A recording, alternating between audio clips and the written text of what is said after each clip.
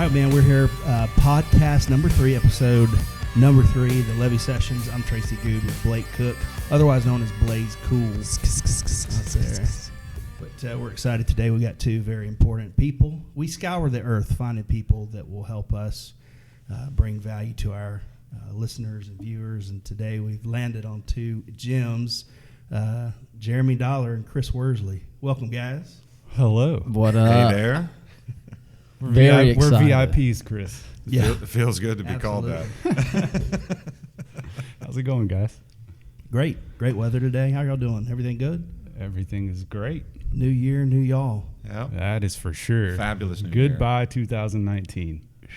Adios. Tell me about it. You know, I had a great 2019. Everybody too. keeps saying that. It's like, God, was your past that bad? It's an odd thing for me. It's because it's odd numbers. Or odd. Yeah, every time. Well, a tornado did hit my house in 2017, so I always look for the even numbers to be better. But Mine too, but my insurance check was so good, man. I was like, geez, let's let this happen. I want again. another one. That's a joke. We'll cut that out. No. So Jeremy's with Good Life Vapor and with a lot of things, but I kind of, this podcast could go in so many directions.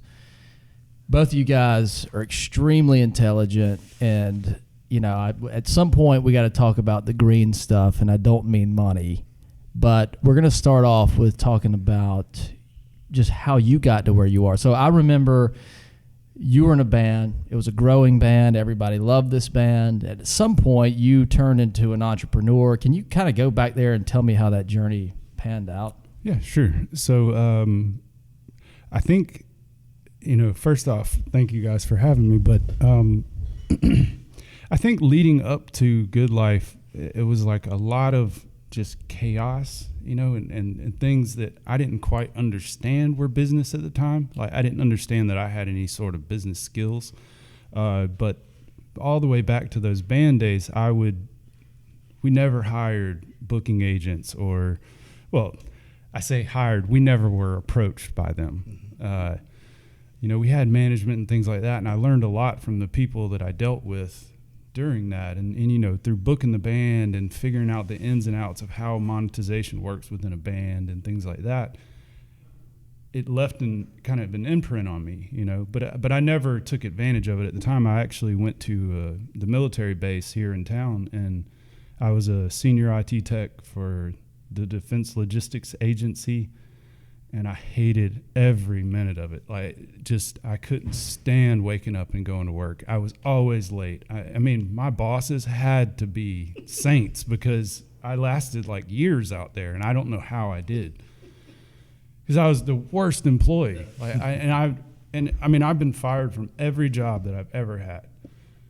But and I've realized later on in life that it's because my mentality is I have to love something to really get behind it.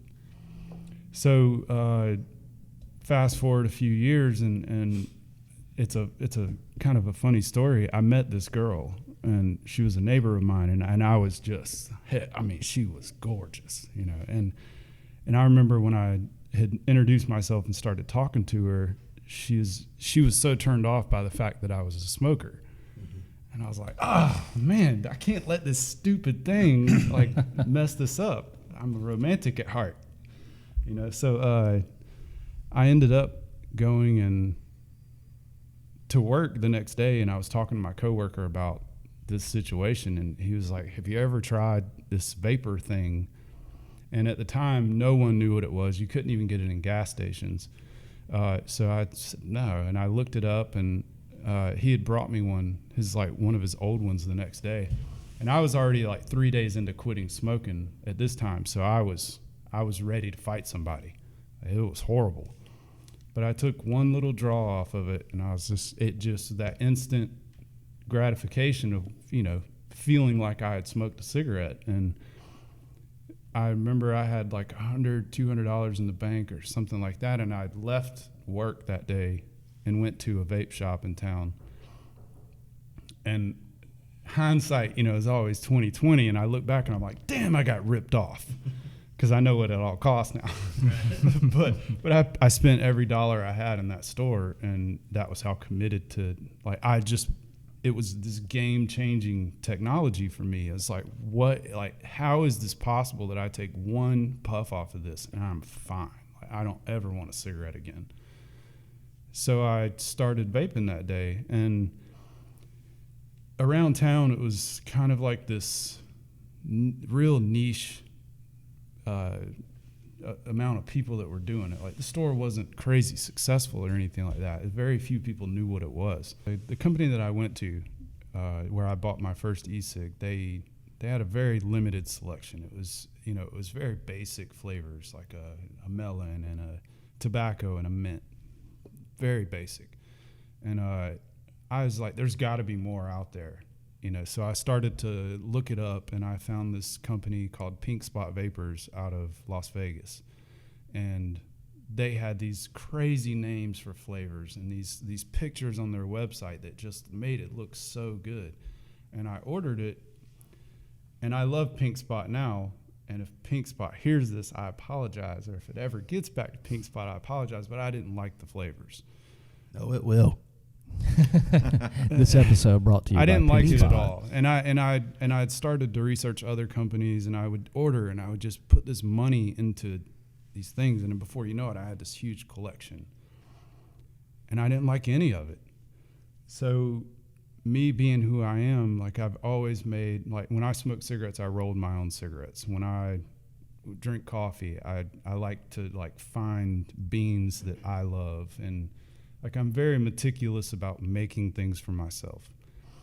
So that was the logical step for me, was to, why do I have to spend this money with these people when I know what I want and I'm going to start making my own? So I dug in, and there was nothing out there on how to make e-liquid, which nowadays I'm very thankful for, because it helped me develop my own style of mixing these flavors.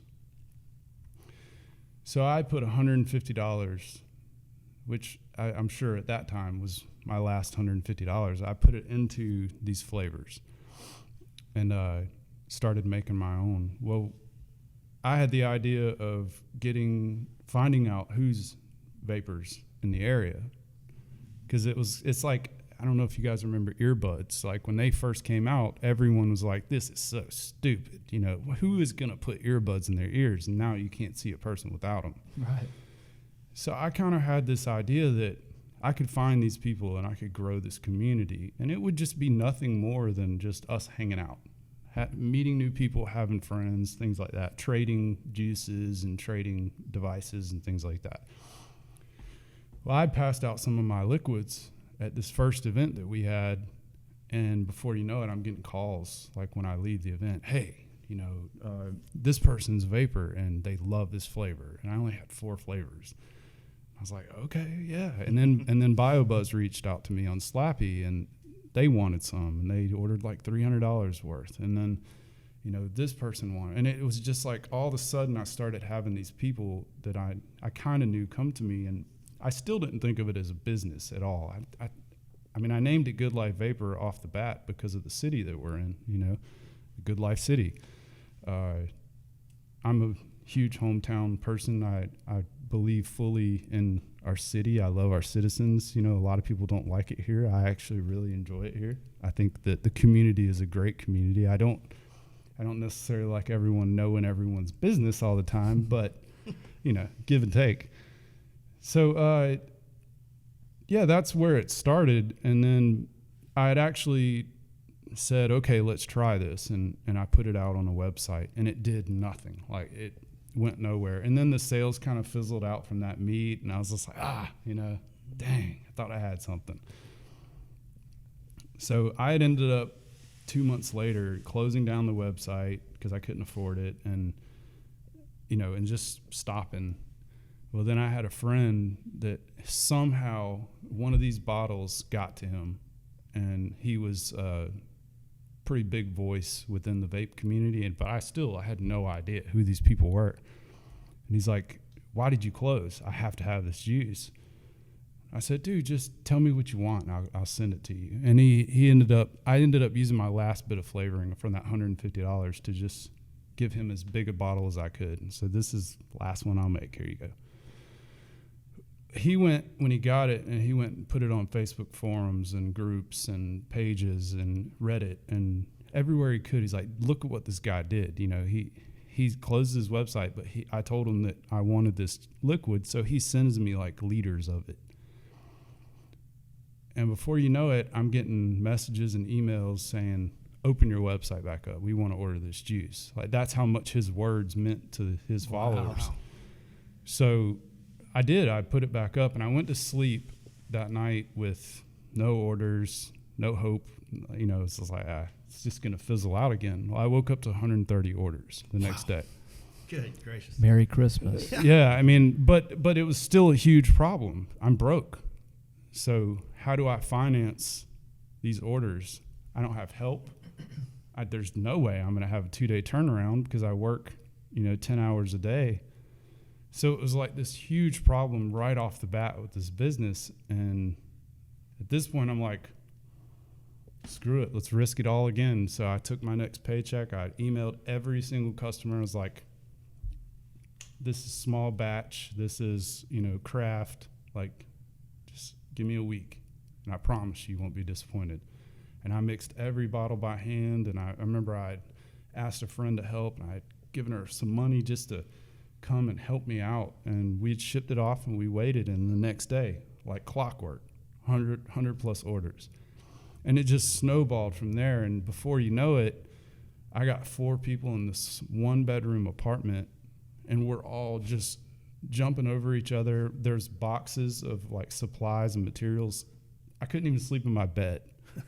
Like, my whole bedroom had boxes up to the walls of bottles, and now I'm like, okay, we can't do this by hand anymore. Like, now it's out of control, so we have to like automate it. So just building blocks, along the way, and like these pitfalls and these mistakes, and kind of embracing the mistakes to be like, let's learn from it, instead of like being defeated, giving up. Like, we can't stop doing this. So the crazy part about it is that if you look at it in the reality of it, we've never taken a loan, we've never taken $1, we've never been in debt. We don't ever, and I will never operate on debt. But Good Life started with $150, and we've grown to over $32 million in sales. Unreal. That's awesome. Yeah, Unreal. it has been an insane journey, and I've learned so much, and I've fallen so much, and I've been beat down so much, but I'm so thankful for every single beat down that I've received. So cool, man. I don't mind debt. Can I borrow $5 million? I'm kidding. So If I had it, I would give it to you. I said the company, not me. I got you. Right. So Chris, and we'll tie these two stories together here shortly. Chris, you're from here. Your family's from here. Right. All I remember was, you were kind of the black sheep. You went off somewhere and did something. We share that in common too. Right? We share a lot. I'm the of resident black sheep in every family. and now you're back for some reason. Tell me about your journey. By the way, Chris knows more about the cannabis and cannabis industry than anyone I've ever come across. And Tracy and I continue to learn things new every day, from marketing, distribution, growing, getting into the ground, seed to ground, all through that process. But kind of take me back. You were here, you went somewhere, where'd you go, and now you're back, and why?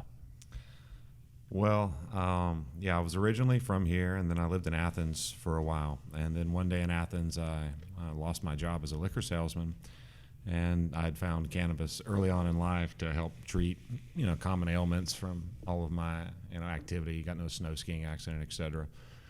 And so I always, I enjoyed it. And so one day after I got fired from my job, I decided that, hey, I wasn't happy here, and didn't want to go back in the liquor business, didn't want to be a part of that anymore, wanted to do something new and pursue my passions. And so I decided to sell everything and what I could fit in the back of a truck, and drove out to Oregon. And that year applied for my medical marijuana grower's license, and that following fall bought my first clones out there and became a legal medical marijuana grower, and then transitioned into recreational marijuana businesses, and did that for about a decade out there. What was the trigger to go, hey, I'm getting into medical marijuana? Actually, what was the trigger to go to Oregon, right, in the first place? And then why the cannabis industry? I'd always gone to Oregon to visit a friend of the family, go out there whitewater raft and fish, and I really enjoyed it. And one day when I was going out there for a trip annually with my dad, Facebook had just come around, and just when you just started discovering new people you hadn't seen in a long time. It's kind of what we used to do in the beginning of Facebook, because there wasn't news feeds and all this other stuff. I found a guy that I knew that owned a roofing company. He liked to smoke like me back in the old days. He was unhappy with his station in life, so he moved out to Oregon and became a medical marijuana grower. He found out I was coming out there. We messaged a couple times, and the day after I arrived that morning, he picked me up at my dad's friend's house, and we drove out to his off-grid 40-acre farm, and he showed me his 24 medical marijuana plants, and I'd never seen anything like it in my life, in person, of course. They were massive and huge, and I wondered what the hell I was doing in my closet back home. And this was 10 years ago, and so at that point I knew that I wanted to be a part of this. I wanted to be a part of the movement, the medicine, the people. Because Oregon, we really gave a lot of rights to the patients and the people. We can still grow our own there. If you're 21 or older, you can have 4 plants growing outside at your house. So I really wanted to be a part of that movement. And so when I came back, it wasn't but maybe a month or two later, I got popped with a random drug test, and the stars aligned, and that's where I moved. Eventually moved out to Bend, Oregon first, and then maybe a few months later, after we found a house to rent off-grid, because it's kind of hard to find a place to rent off-grid, we moved out there and joined basically him and that community out there. And it was a lot of people who did that. A lot of people moved out there for different reasons, whether they wanted to get away from the government or grow medical marijuana, or I'm sure some people had a freaking meth lab out there probably too. No telling. So when you say off the grid, you mean like really off the grid? Yeah, it was at least 30 miles from the closest convenience store. The power line stopped 15, 20 miles away. You had cell phones, so you could have the cell phone and the internet, but there was no power out there. There was no water. There was no sewer. Anything you had out there, you had to bring in out there. The dirty little secret of off-grid is we use a lot of propane for heat, for refrigerators and things like that. But other than that, it was solar and batteries and all that. It was a hard life. It taught me a lot. Oregon Trail lot of lessons. all over again. That's awesome. And out there, if you can't, they expect you to get through the first winter before anyone really helps you out there. They call it the winter kill, is what they call it. And so it's like a neighbor really won't come to your rescue unless you've proven your worth, at least made it through one winter. Mm-hmm. Yeah, and then everyone comes together like a community, because sometimes your neighbor can't even get out of his driveway because there's 4 feet of snow on the ground. It's like being in the clink, man. You got to kind of prove yourself. You do. And beat somebody up before you beat into it. Yeah. Oregonians are tough like that. That's why they dislike Californians so much. They think they're little spoiled babies that come up there. You just lost your California audience. California audience is gone. Hey, bro, I heard you're using propane. You're not the real deal. I got nothing against Californians. I just don't want to live there. It's fun to visit. So let's kind of parlay this into, again, I want to come back to the business stuff at some point and ask a few questions there, but let's talk about cannabis. Jeremy, tell me about your new movement that you have going on. I'm super excited about what you're doing, especially in this community. But tell me about your life and how you're doing some transitioning there. So, let's see, 460-ish days ago, I started a weight loss journey, and I was 400 pounds. I was right at 400 pounds when I started. So you were Jeremy $3 back then. I definitely had a lot of dollars back then. I was very unhappy with myself. I'd kind of fallen into a pretty deep depression, and oh man, I'm so sorry. You even told me.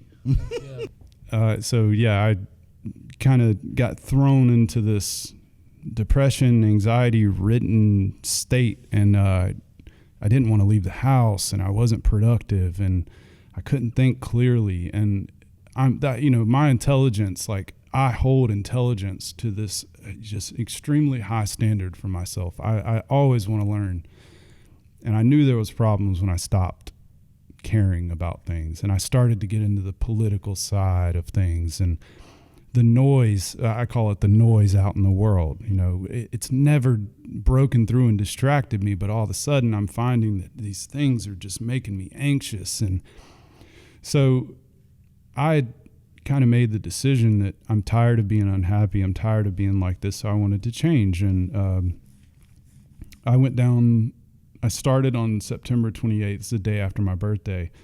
And I just did what I do with business. I mean, everything in my life revolves around my concepts of, you know, humanity, business, everything. It's all kind of intertwined in my life, but I'm an all or nothing guy. There is no middle ground. It's either you're going to do it or you're not. And this was one of the where I knew that if I wanted to be around for my kid and for my family and, you know, for my friends and all these things that I want to accomplish, well, I can't do that unhealthy. And so I did. I dove in and I had weight loss surgery in January last year. I'm actually a year out now. So that helped. And I don't regret it at all, but I kind of feel like I took the easy way out some days, you know, but I know how hard I worked. So it kind of makes it okay, I guess. And I mean, ultimately it wasn't about vanity. It wasn't about, you know, winning. It wasn't about succeeding in this. It was about getting my health so that I can go and do all these things that I want to do. In the process of losing weight, I had developed this way of thinking where I don't want foreign objects in my body. I don't want chemicals in my body. I want things to be natural. So I would really gravitate towards whole foods, you know, like foods that come from the ground. And I adapted the same way of thinking about pills and medicines and things like that. Like if I'm going to medicate myself because I know that I need it for depression, anxiety, and these other things, then I'm going to do it the natural way. So I ended up picking up marijuana. It's changed my life dramatically. You know, I'm a daily user, but I don't smoke during the day. I don't do anything while I'm working. I know that I need my head while I'm, you know, doing what I do. But at nighttime, that's my medicine. That's my sleeping pill, you know, and I tell everyone associated, I'm not ashamed of it. I don't hide it. I embrace it, and I believe that society should embrace it. I think it's the most miracle plant on the planet. I don't think anything comes close to it. And I'm a true believer in, yes, I'll look at a science or research or whatever, but ultimately it's got to connect with me. I have to get behind it. You can't show me a piece of paper. The proof is in the pudding, you know. So I started to notice all these changes, and I remember my doctors and people that I would consult with about it. They were like, yeah, but I mean, it's going to make you eat more because, you know, happy, hungry, sleepy. And it actually, I don't know if it's just me or if it's anybody, but it makes me control my thoughts more. So I'm actually able to be more on point with it than I don't have mistakes with it. You know what I mean? Like it keeps my head clear. So I'm able to think through the thing like, hey, you're doing this. Don't go and gorge yourself on food. Like use it for what it's meant for. It's your medicine. Well, I started to dig more into the CBD side of things. And because I am that person, I enjoy marijuana, but I want my head. So I would like to find the effects or the benefits from it without the effects of it. Good Life started to manufacture CBD, 2 years ago. But I was never a true believer in it. I mean, and to be frank, it was just another segment of the business that we could add. It was never successful, and you would definitely call that a failure for sure, because we didn't know how to market it. We didn't know anything about the industry. We were another one of those vape companies that just jumped into CBD without any knowledge. And it kicked our ass. It really did. Like there was no helping that because we didn't know the industry. Like and it's that stark difference in, You know, you have an entrepreneur that starts one thing and then it's insanely successful, and they're like, oh, anything I touch from now is going to just be gold. And then it fails. It's like, well, my name didn't carry it. Well, yeah, because your name wasn't what was special. You weren't what was special. It was your people, your processes, your products, you know, like the 3 Ps. Mm-hmm. And so I started to finally say, well, what if I did research this? If I stand behind this the way that I stand behind vapor, and I believe in it, and I know that it helps people, it helps me, you know. If I can help 300,000 smokers with vaping, could you imagine how many you could help in general with anxiety, depression, sleep? And, you know, it's so sad, too, like going back to the depression, anxiety stuff, like, you know, these products, this plant is helping, that God has given us, right? And Big Pharma hates that. Yeah, and it's helping people, right, across the nation.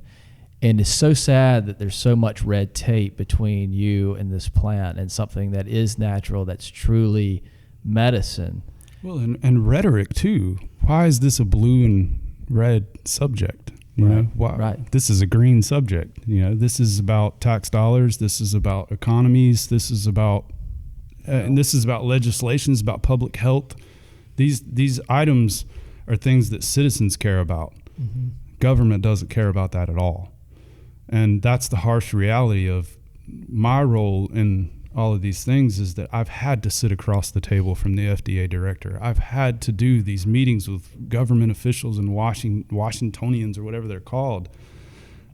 And it's just so incredibly sad. It's just one of those things to me where it's a moral issue. And it's crazy that I pick, you know, not just vapor industry, but now the cannabis and the CBD industry, because it's, on the surface, it looks like such risky business, and it is. It's enormous amount of risk in both of those industries, more so than I'm comfortable with at times. But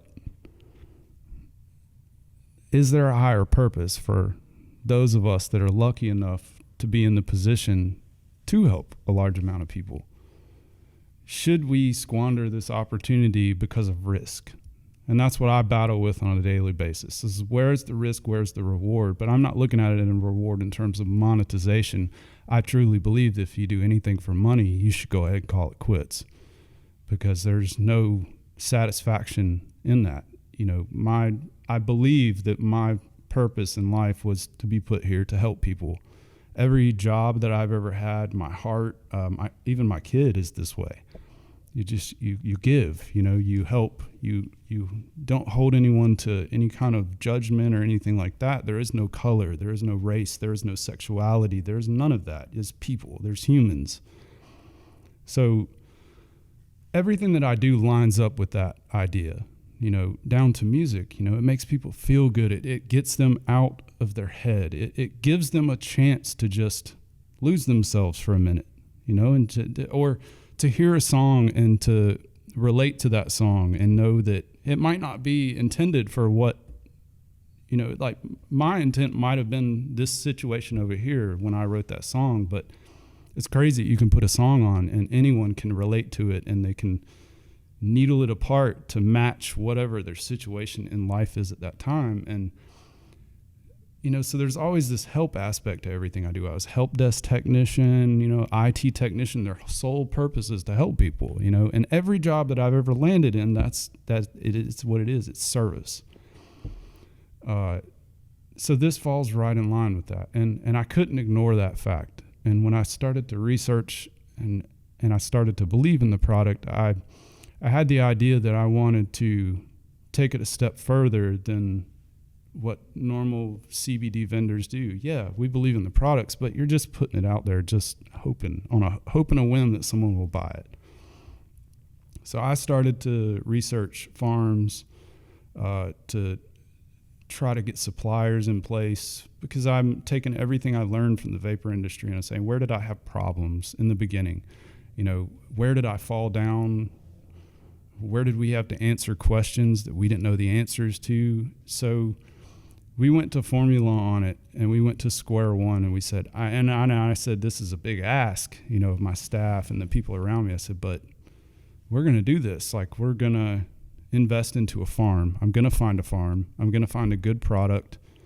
I'm going to make sure they have the extraction in place. I'm going to make sure that they have products ready to roll. Chris, I'm curious, what made you become passionate about marijuana, cannabis, hemp, etc.? I mean, you've been doing this for a long time, for years. You kind of told us what you were doing, but what drove you to even be in this industry in the first place?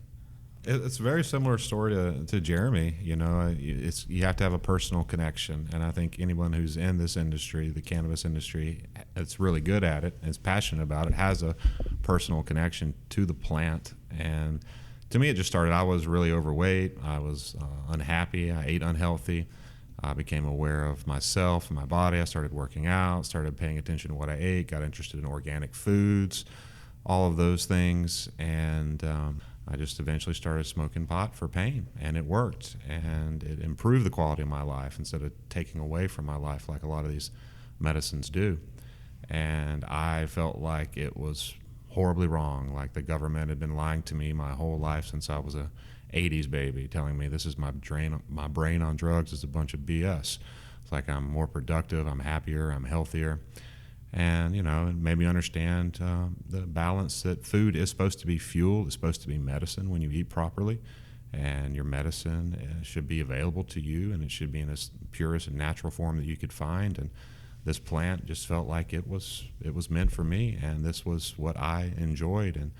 And I got into gardening around that same time. I started reading my first gardening books and became aware of companion gardening, the phases and the cycles of the moon, and just that spirituality in gardening really sucked me in a lot more to it and made me really fall in love with it. It's a nurturing thing, and it's something. I never had children, so I never have raised anything and seen it through to the end. So gardening gives me that. It lets me take a seed and watch it turn into beautiful medicine that I can smoke if I want to, and heal myself. And I wanted other people to be a part of the legalization movement, to normalize it, to show people that I'm not some typical stoner who sits on a couch and plays video games all day and doesn't care about life. I care about the world. I care about the people.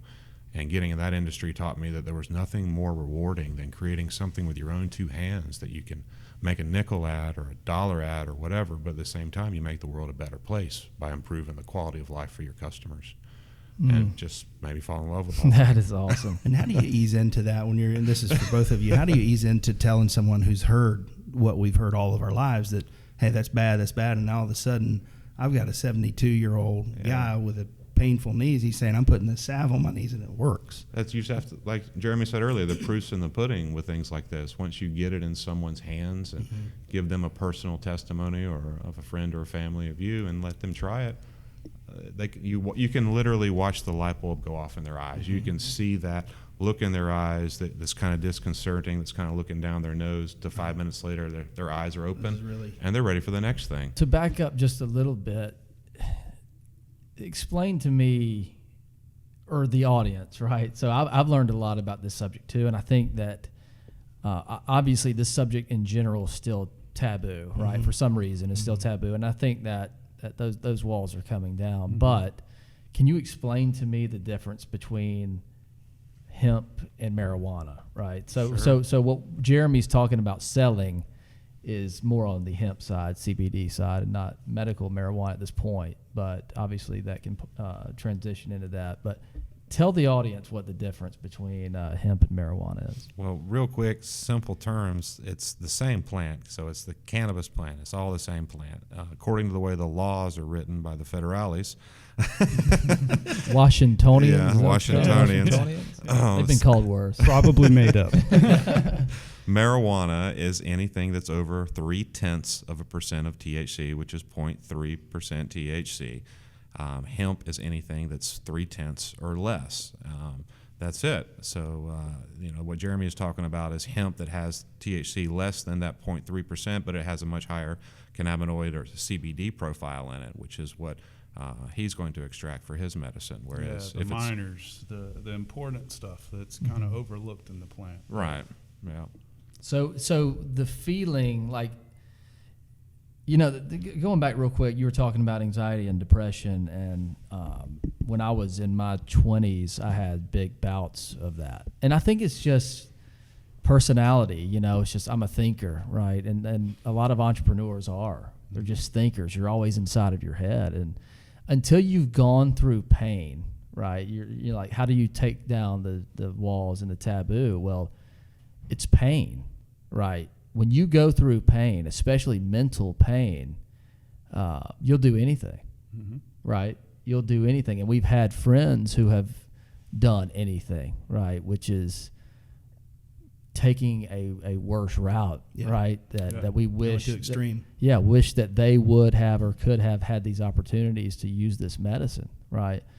But for those who have not done marijuana, and let's say hemp, CBD, can you explain the difference in euphoria or feeling? The way I say it is, when you smoke CBD, it just gives you like a good sense of well-being. You're just mildly relaxed. It's like that, where everything's going to be okay.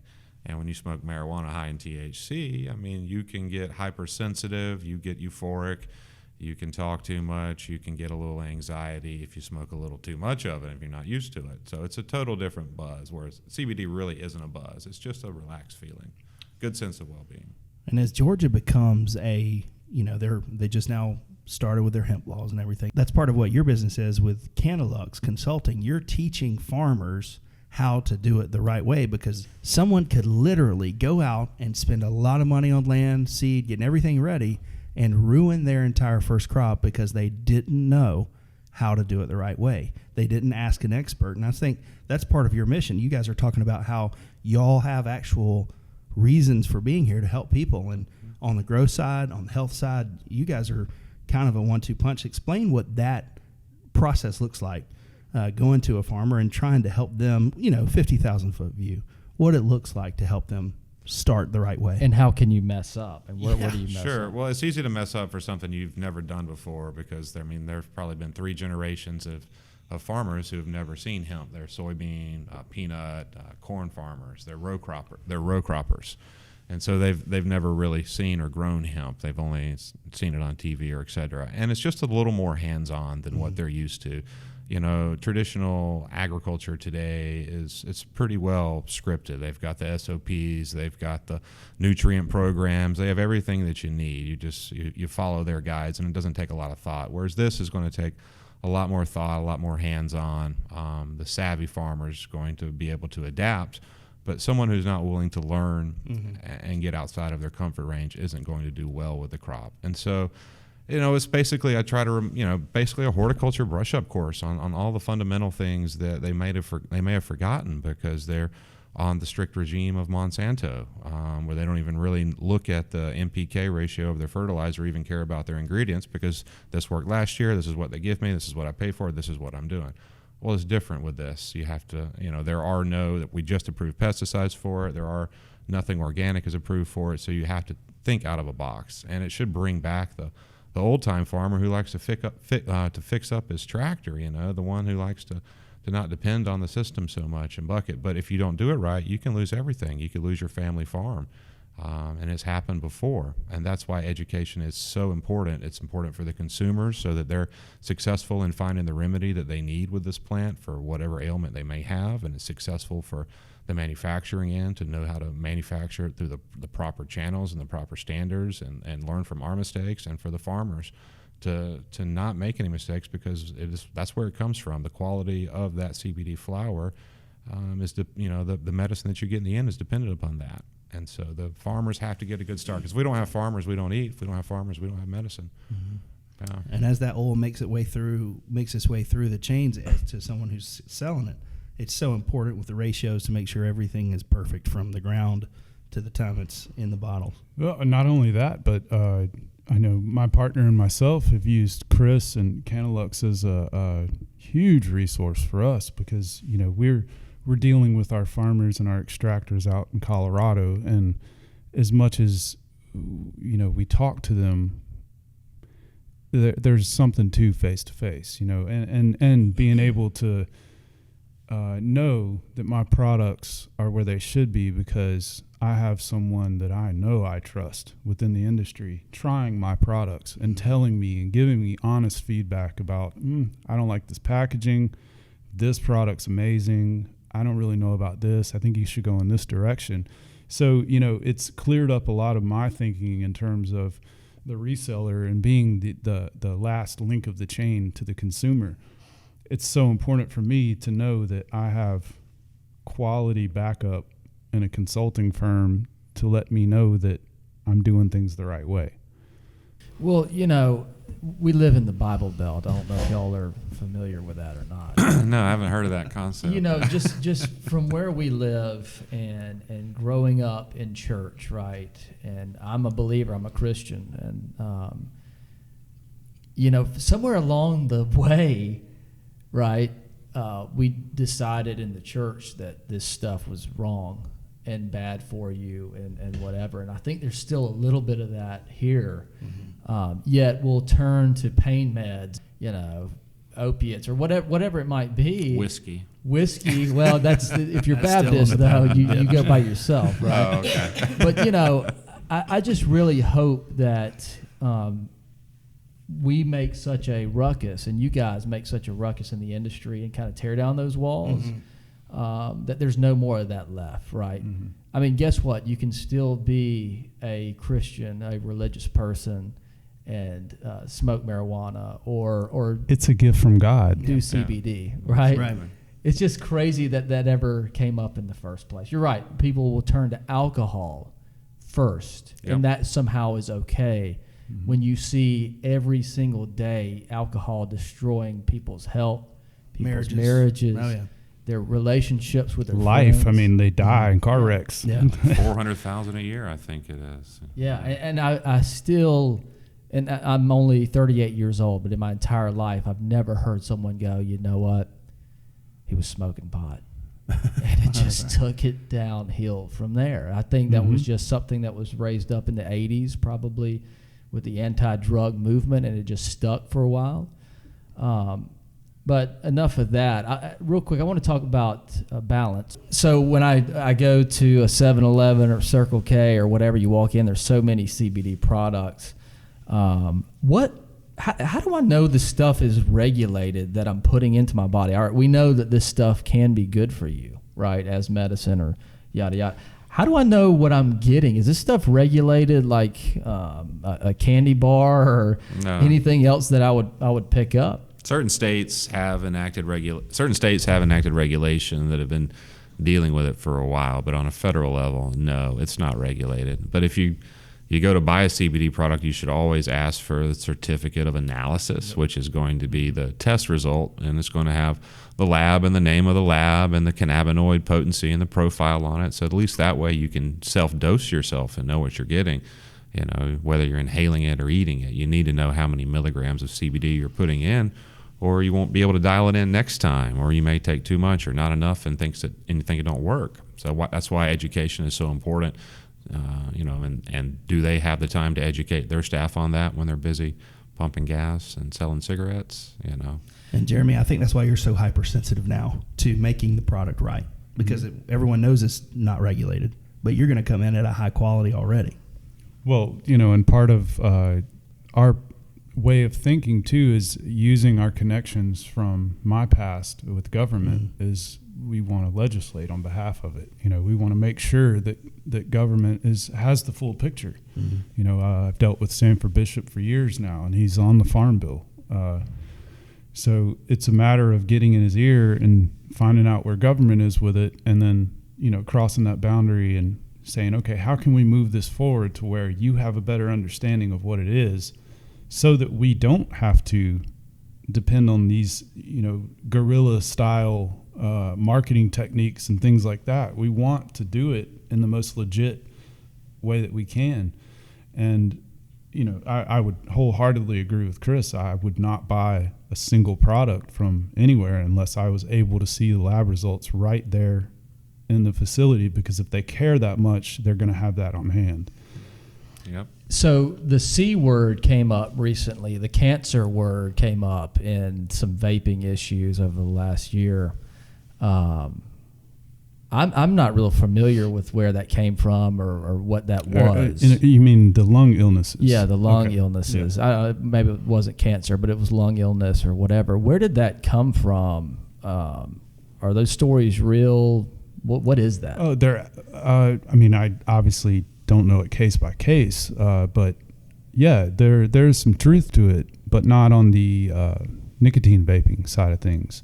The story has been put out there in about thousands of different ways, and every story, the entirety of the story is about vaping and how vaping is causing these lung illnesses and things like that. But it's buried in the very bottom of every article. It's like, but it's linked to tainted THC cartridges. So to explain it to you in the most logical and easiest way, when you have pure product from the source and you're a drug dealer and that product makes its way to you, if you were to take that product and not stretch it, you would make no profit off of it. So what drug dealers do is that they cut it with, they call it a cutting agent. It looks similar. It doesn't give you any kind of weird taste or anything like that. It just simply adds volume. It doesn't give it. It adds impurities to it.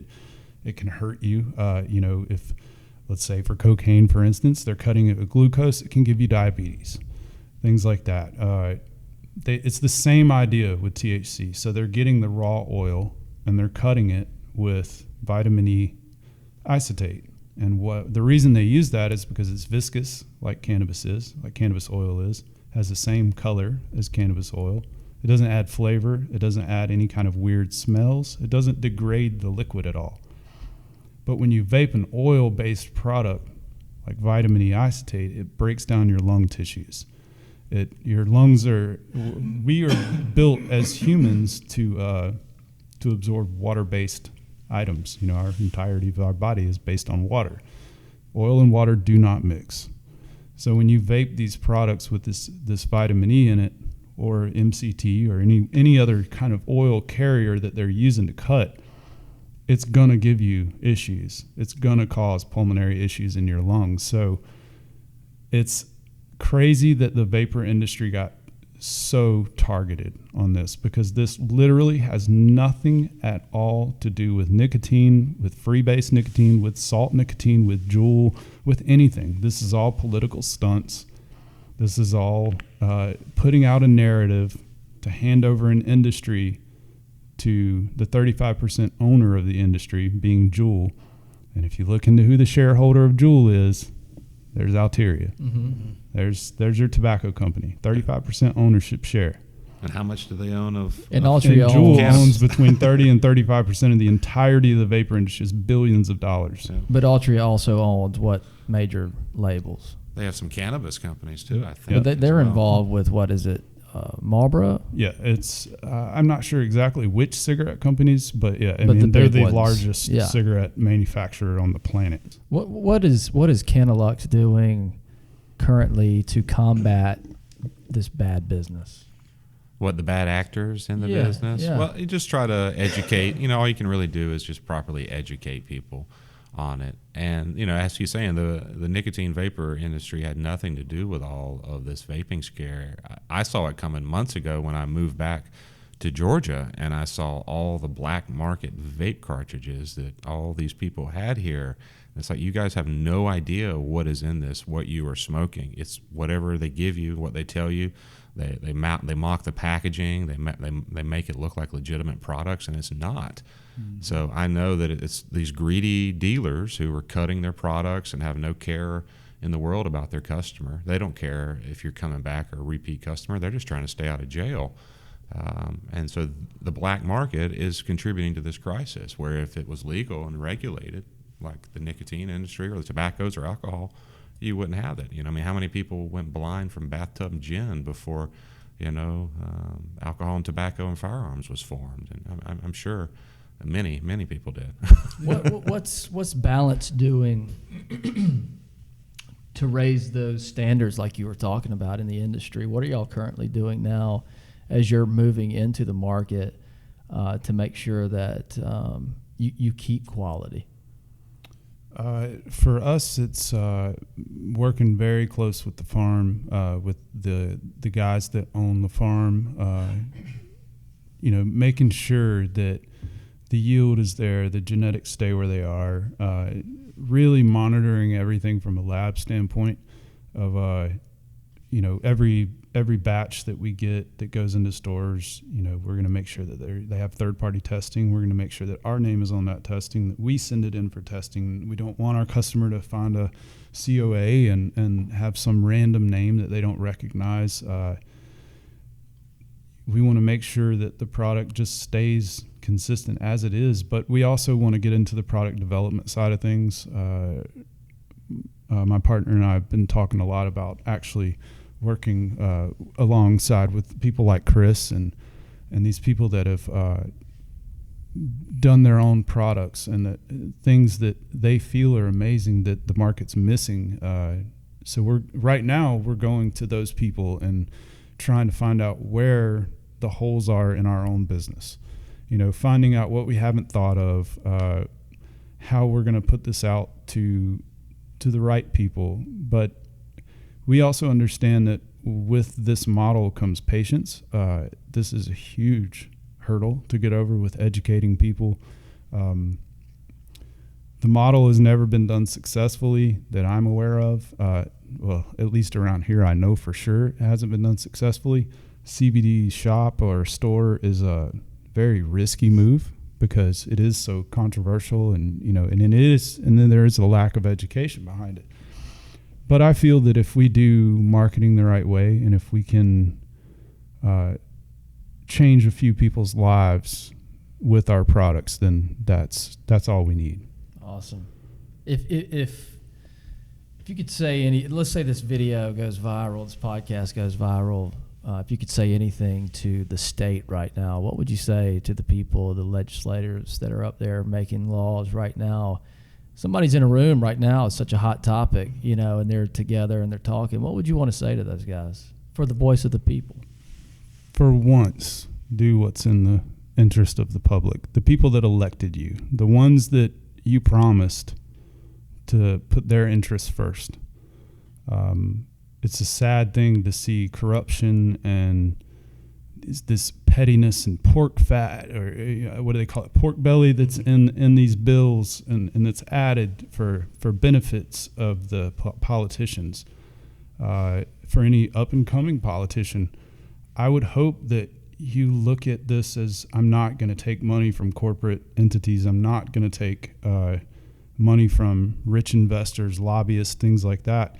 I believe that all that should be taken out of government. The government should not have the ability to profit off of its people. They already do that. They get paid very well for what they do. They should not go around and harass small businesses to line their pockets so that they can keep their doors open. It's a personal thing with me that's happened too many times. The politician wants to talk to you and wants to meet with you, but at the end of the day, if you don't have the checkbook, you don't get your agenda through. I think it's such a backwards way of thinking about government. It completely null and voids our election process. It makes it to where citizens of my age and younger look at things and we say, why do we vote? Why should we care? You're holding in your hands everything that we want, but then you're taking it back. And you're rolling things back, and you're destroying our rights. Stop being a politician and be a human being and care about the citizens that you represent. That's what I would say to them. What's you, Chris? What would you say? And you've actually been in conversations recently as an educator and for someone who is educated more so than the politicians themselves, right? You've been talking to these people, but what would you want to say if you had a billboard? It would be pretty simple. It would be stop arresting people for a plant. Stop destroying families and lives and using it to marginalize minorities and take away our rights that you gave us. Stop arresting people over a plant. Simple. That'd be that would be my billboard. There we go. We got one in there. Before we go, where can people go get your products? Well, for right now, you can only get it at Good Life Vapor in Americus or in Albany. We have a location on Gillianville Road, and we have a location on Falima Road, and then Crawford Street in Americus, Georgia. We only have it in those 3 outlets now because we're waiting on package design.